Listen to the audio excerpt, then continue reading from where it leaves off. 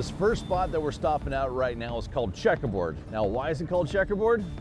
Because it looks like a checkerboard. Black and white markings there, and what it's signifying is an obstruction, a hazard to navigation, and that is the bottom Desdemona Sands. And Desdemona Sands runs all the way up to above Tongue Point. Now, if you're going to be traveling between Hammond and Chinook, make sure that you drive your boat around the bottom end, the west end of the checkerboard. If you go up above that, you might have a bad day and find yourself up on a beach. At this marker to the south, we have Hammond. To the north, we have Chinook. Both us as anglers and the fish decide at this point whether they're going to go up the Oregon side or up the Washington side.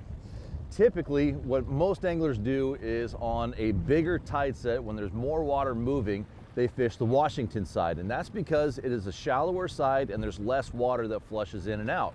Now, on each tide change here that happens every 6 to 8 hours, we have millions upon millions of gallons of water moving upstream and downstream. That is pushing a lot of fish upriver and downriver, and we need to figure out where they're going. So on those larger tides, people tend to fish the Washington side, so that way there's less current.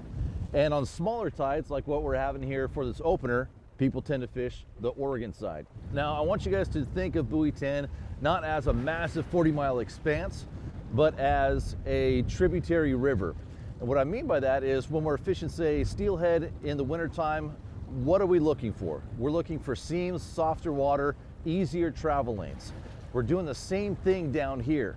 So on those larger tides, when there's a lot of water flushing out, those fish will look for those inside corners outside of that fast current.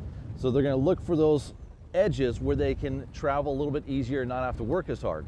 Now on the incoming tide, they're just going to be flushing in up higher in the water column and flying into the system, into the estuary here. But as soon as the tide flips, like what it's doing here right now, those fish will start to suck down towards the bottom, trying to follow that colder water from the ocean and get down near the deck and find those inside corners out of the fast current. Because today's a scouting day, I'm going to be looking towards water temperature more than anything. And that's because I'm looking for fish that are transitioning. When the fish are freshly into the system here, they're going to be in that colder ocean water, closer down towards Buoy 10 itself. As they start to go through osmosis, their scales start to harden up, they're going to start pushing up higher into the system and getting into warmer river water. I'm trying to find that mesh between the two. That is where most fish tend to hang out and where you're going to find the bulk of the run.